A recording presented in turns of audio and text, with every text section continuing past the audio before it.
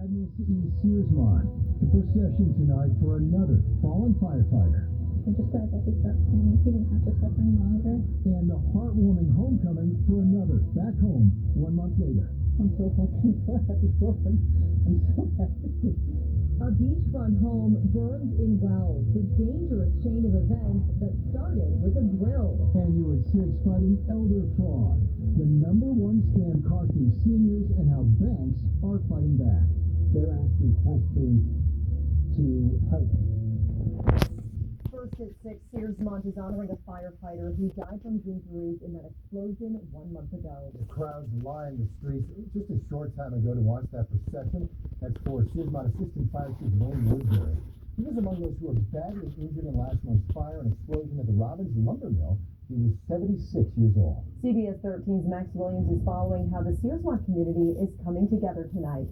Just about 45 minutes ago, Wayne Woodbury's procession came through this intersection here, passing by the Searsmont Fire Department just up the road there, and then came through here, passing through downtown Searsmont. People lined the road as they watched the procession, which is now on its way to Belfast to the Raposa Funeral Home. Here's what it looked like as it was happening. There were tons of fire trucks, ambulances, and police cars from around the state. Many of the same agencies that were here were at the Robbins Lumber Fire, which happened exactly 1 month ago from today. We spoke with a woman whose husband is a Searsmont firefighter. He was in today's procession, but she says even after a month since this tragedy happened, the emotions in this community are still raw. She says her family has to take each day, hour by hour, to try and cope with what has happened here. She told us she did meet Woodbury and was just starting to get to know him before he passed. He had already suffered in the fire. We're just glad that his suffering, he didn't have to suffer any longer. But we were hoping to go down to see him that day. So we were disappointed that we weren't able to be there for him. This is a very humbling experience. To see the town come together for him. And take a look at this photo that Katrina shared with us. This is Katrina's husband and her 2 young children. As I mentioned, Katrina's husband is a Searsmont firefighter. She says while the passing of Woodbury has been hard on her, it's been especially hard on her husband. There's no word yet on when Woodbury's service will be. But for now, we're in Searsmont. Max Williams, CBS 13 News. And tonight, another firefighter badly injured in that fire and explosion is finally back home. Yeah, just hours before that procession, 23-year-old Jacob Spaulding, a Montville firefighter, was released from the hospital here in Portland.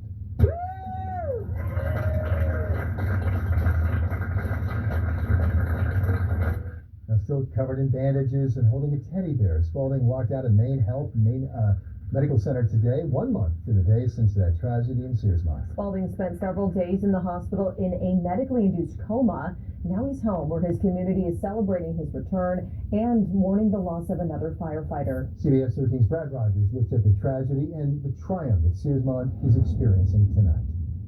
For firefighters across Maine, the day was bittersweet. One Mid-Coast firefighter coming home, another who didn't make it. Losing Wayne, that's tough. It was very tough for Jacob. He suffered for so long before he succumbed, and then Jacob, I haven't seen Jacob, so I hope that he is in good shape and he makes an excellent recovery and he comes back to us. He's a wonderful firefighter. Jacob Spaulding is one of 12 people injured in the explosion of fire in Searsmont. His father says his son was badly burnt and that his face was so swollen in the first 48 hours he couldn't recognize him. It was a long 30 days to watch a kid lay there the way he was laying there. And this means a lot. The community coming up. Montville firefighter Wendy Johnson was surprised to see how good Jacob looked when we showed her a photo of him leaving Maine Med. I'm so happy for him. I mean, it could have been so tragic. No, I thought it would be worse. Oh, I'm so happy. I'm so happy for him. I'm so happy. Thank you for sharing that. An hour and a half later, friends and fellow firefighters gave Jacob a hero's welcome at the Montville Fire Station. I'm feeling good. It's great to be home. Great to see everyone that came out. Jacob still faces a long road to recovery. His mother says at least 2 years. We could go down weekly for a while. Any more surgeries? We hope not. There's possibility, but it it doesn't look like it. Fellow firefighters say Jacob is a resilient young man, a great kid, and they and his family are so happy he's out of the hospital. I'm just glad he's home. I'll be able to sleep well tonight. Real well. At this point, Jacob is unable to return to work. His family is grateful, though, for all the donations that have come in to help the Searsmont fire victims. In Montville, Brad Rogers, CBS 13 News. Another firefighter injured in the Searsmont tragedy is among those still in the hospital tonight. According to an attorney for the husband of Catherine Page, she's recovering but expected to be released in the weeks ahead. Page is a volunteer firefighter and was named Firefighter of the Year last year by the Belmont Fire Department. We're following a developing story right now out of Scarborough, where both a stretch of Route 1 is closed in both directions right now, as is a part of Haggis Parkway as well. Scarborough police say part of Route 1 is closed in both directions between Pine Point Road and Old Blue Point Road. They also say Haggis Parkway is closed at Scotto Hill Road to traffic in both directions because of a downed wire that started a fire. Now, there's no word of any injuries as yet in both of these crashes. There were thousands of outages as well in Scarborough throughout the day, but that's believed to be at least partially unrelated. At this point, drivers are asked to avoid both of these areas, of course, very major areas during the evening commute. They ask you to find alternate routes. We'll bring you more details as soon as we get them.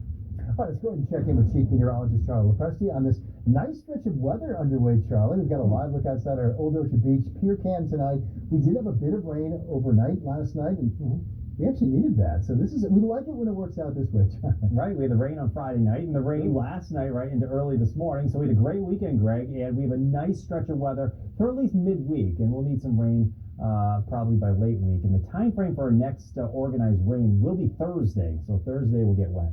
In the near term, things are quiet. We have a few clouds mixing in. Old Orchard Beach satellite radar shows a mainly clear sky out there. There's not much going on off to our south. We're going to keep that trend extending over the next 2 days, so let's enjoy some sunshine. Now, your lows tonight will dip into the 50s, so most of you will be in the low to mid-50s. A few spots in the mountains will slip into the 40s tonight. Daytime highs tomorrow should easily make it back into the 70s. It's going to be a delightful day with low humidity. It's a day filled with sun, and I think that west to northwest wind will be strong enough that it will hold off a sea breeze for just about the entire region, except for Casco Bay to Penobscot Bay. There, you'll be a little bit cooler. But tomorrow looks great. Wednesday looks great. Coming up in a few minutes, we should probably highlight our next weather maker for Thursday and what that means for the late week and weekend time frame. That's up in a few minutes. Katie and Greg, back to you. All right, Charlie, see you soon. A California man is sentenced to years in prison for trying to steal tens of thousands of dollars from an elderly woman in New Hampshire. The Attorney General says 39-year-old Lieli Lee is sentenced to 2 to 4 years in prison for theft by deception. In April last year, scammers convinced a 92-year-old Pelham woman that her money was compromised in a tech support scam. She was told to have $50,000 in cash ready for a supposed agent to collect and keep safe. That so-called agent, who was Lee, traveled all the way from California to New Hampshire to collect the money. Now, the victim had a hunch it was a scam and called police. When Lee arrived at her home, police were already there waiting for him. Today is Elder Financial Exploitation Day. That's a day dedicated to bringing more awareness to scams just like that one. And Maine, of course, as we know, has the oldest population in the country, which makes protecting the state seniors that much more important. The I-Team's Dan Lamparello joining us live now in the newsroom with more on this. Dan, important information. Yeah, Greg. Well, there's a day set aside for elder financial abuse awareness. The reality is it's happening all the time. It's one of the fastest growing forms of fraud across the country, and it costs seniors billions of dollars every year. These are the top scams right now targeting older Mainers. Number one is imposter scams, where criminals pretend to be from the government, your bank, another business, in hopes of stealing your money and personal information. One version of this is called the grandparent scam, where fraudsters claim to be a loved one in need of money fast. They often use AI as well. Tech support scams, which we just referenced, are also high on that list, where fake pop-ups often instruct victims to call a number where a scammer is on the other end of the line. Now, these are often very convincing, with scammers using pressure tactics to get victims to act fast. On the front lines of this fight, though, are financial institutions, which are working to better train staff on how to spot red flags and build trust with their members and customers. If they're asking questions, they're not asking questions to be nosy. They're asking questions to help you. That really makes it easier for us to spot any red flags that might come up if we see, hey, maybe it's not typical for you to be wiring a lot of funds. Something going on, we can have those conversations. A new state law is also giving financial institutions a new tool to stop suspected fraud. It allows them to delay certain transactions if they believe a person over the age of 65 is being financially exploited. That's time that could make all the difference. For the I-Team, I'm Dan Lamparello. Greg? Yeah, it's so good to hear that there's help out there and that banks are picking up and credit unions picking up on this and helping out too. As always, don't forget our I-Team, Dan Lamparello and Stephanie Grinley. They're always on your side. They're working to get answers that matter to you. If you have a story you'd like them to investigate or just a question to ask, you can call the I-Team tip line at 228-7713, or you can send an email to the tips@wgme.com, and we read every single tip that comes in. Up next, the counting continues, where the ranked choice tabulation stands tonight in 3 of Maine's biggest races. And a beachfront home turns into a fireball in Wells. The chain of events that started near a grill. Next. And a beautiful stretch of weather is going to hang around in the coming days. We're also tracking low humidity and cooler nighttime temps. We'll take a look at some rain moving in, when that arrives in your backyard, and what that means for the weekend. That forecast is next. The Eldridge Lumber Weather Deck is brought to you by TimberTech Decking. An inside look. As a teenager in the Maine woods, LL was inspired to come up with his Maine hunting shoe. And from the booth came the business. Watch it now on YouTube or at wgme.com and see more every Thursday. Leslie Jones joins the show. She's got takes and lots of takes. Post Moves with Leslie Jones, streaming now wherever you get your podcasts. Wardens say they found the body of a man who disappeared on a Midcoast Lake on Sunday. Around 8 a.m., wardens say a Rockland resident heard a man yelling for help on Chickawaukee Pond in Rockland. The witnesses called 911 and ran to help in the water, but found a small boat doing circles in the water with just a dog on board. Rockland police and firefighters got on board and turned it off, but couldn't find the operator. Wardens searched all day and into the night, and around 10:30 p.m. they say they found the body of 59-year-old Timothy Payson about 15 feet below the surface. It is not clear right now what led to Payson's death. Fire investigators say that a fire that started around a grill destroyed a beachfront home in Wells over the weekend. And that fire happened about 6 o'clock Sunday night along Atlantic Avenue, turning a home there into a fireball. The fire marshal's office says the homeowner had just changed a propane tank, was getting ready to grill, when fire erupted around the grill. That caused a small explosion. Investigators say before the homeowner could get a fire extinguisher, that fire spread to the home. It went that quickly. You can see the damage. The heat of the fire actually damaged homes on either side as well. Again, this is from our Sky 13 drone today. Firefighters say while they were fighting that fire, 2 large propane tanks for that building were found leaking and caused 4 small gas explosions. Traffic in that area was closed for hours as a result of all this. The homeowner, we're told, did suffer minor burns. A relative near the grill was not hurt. That fire at this point is ruled accidental. Happening tonight, the Portland City Council is expected to vote on the controversial payments in lieu of taxes or pilot program. This initiative would affect the city's largest nonprofits. As CBS 13's Julia Simone reports, the council's already put off this vote more than once. The council has postponed a vote on the pilot policy twice before. Tonight will be the 3rd time they are taking it up. This payment in lieu of taxes program would ask some of Portland's largest nonprofits to pay up. The initial vote on the pilot program was supposed to be final in March, but it was delayed after a citywide property revaluation. The program has faced some pushback. More than 30 nonprofits have testified against it. One nonprofit here in Portland, Volunteers of America Northern New England, owns many affordable housing units in the city. This nonprofit could fall under the proposed pilot program if a reassessment values it at $10 million or more. The city says revenue from the program will go towards public safety and basic infrastructure services, but some argue this isn't what the program should be used for. The pilot program would technically be voluntary, but the city says it plans to send out a report to show which organizations have paid. Ahead at 10:11, we'll hear from residents about this program, and we'll let you know what the council decides. In Portland, Julia Simone, CBS 13 News. Let's turn to our election 2026 coverage. The ranked choice voting tabulation picked back up again today in Augusta. Several key races still awaiting final nominees, with no one in 3 races getting at least 50% of the vote plus 1 vote to win. That counting is underway for both the Democratic and Republican races for governor, as well as the 2nd district race on the Democratic side.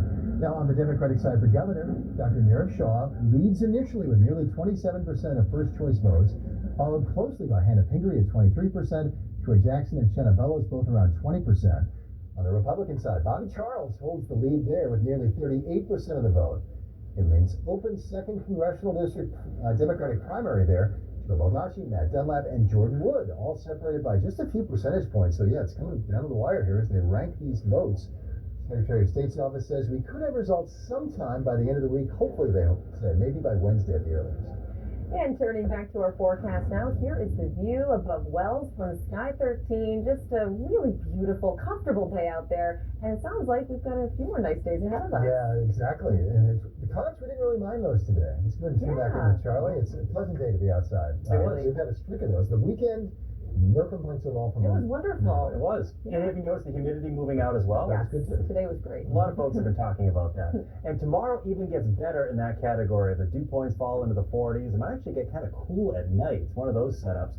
Tuesday and Wednesday look great. There'll be a land breeze tomorrow, so we should make into the mid-70s at the coast. Even on Wednesday, we're in the mid-70s, but a sea breeze develops that day. Next round of rain will be Thursday. The rain from this morning, that's right behind my shoulder and moving out right now. It's moving up into the Bay of Fundy and beyond. High pressure is in control off to our west, and that feature right there, you see that one? That one's going to fall apart as it works into our region. Our next weather maker is that one up in the Pacific Northwest. We can track that one out together. See it right there? That gets into our region on Thursday. So tomorrow's nice, Wednesday's nice. Thursday, we could use some rainfall at that point. We're going to get it with temps running in the 60s for highs. So it looks to be one of those days where it's a little bit cooler and wet. We'll start you off on Storm Tracker tomorrow morning with temps in the 50s. So it's a cooler start to the day with very low humidity. It's a nice feeling day on Wednesday. Temperatures tomorrow will top out in the middle 70s. There'll be a land breeze for just about everyone. It's a west-northwest wind.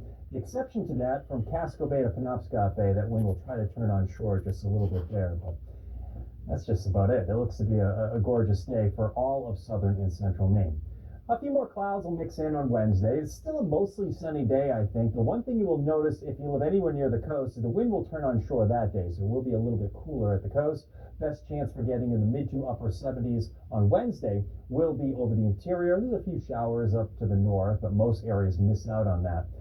Just about everyone will, in fact, all of us will get into some steady rainfall as soon as Thursday morning. That's about lunchtime there, or 1:30. Solid rain is expected. On Thursday, it's moving out by Friday, though. Overnight lows tonight, they're in the 50s. It's pretty quiet out there. Some areas in the mountains will actually dip into the 40s tonight. It's one of those nights. Temps tomorrow will be in the 70s with a lot of sun. Sunshine will rule the sky tomorrow. It's mostly sunny on Wednesday. Rain moves back into the picture Thursday. We'll clear it out on Friday. The only complaint that day might be a little bit of a gusty wind. The wind will be a little active to end out the work week. And right now, I think the weekend will showcase a partly sunny sky both Saturday and Sunday. I can't rule out a shower either day, but I think our greatest chance for one of those will be on Saturday. That's a check of your forecast tonight. I'll be back with another update at 7. I'll see you then. Now, the Wallace Roofing Sports Report on CBS 13 with Dave Ede. Good evening, everyone. The high school baseball, softball, and lacrosse regional championships kick off tomorrow. We have the full list of games posted on our website, wgme.com. In the Class A softball final, the top-seeded and undefeated Cheverus Stags will face number 2 seed Bonnie Eagle tomorrow night at USM in Gorham. Cheverus is looking to avenge last year's regional final loss to Wyndham, while the Scots are in the regional finals for the first time in 31 years. These two teams met way back in early May with the Stags prevailing 6-0. However, both coaches are expecting a very close, hard-fought game with the winner moving on to states. These things just don't happen automatically. You got to go out and win. You got to go out and play the game that you know how to play, that we've played all season, and they're going to be ready for us. I think we just really have to compete, Dave, and I think the girls are ready for it. We're a different team than we were in May, and we're looking forward to the challenge.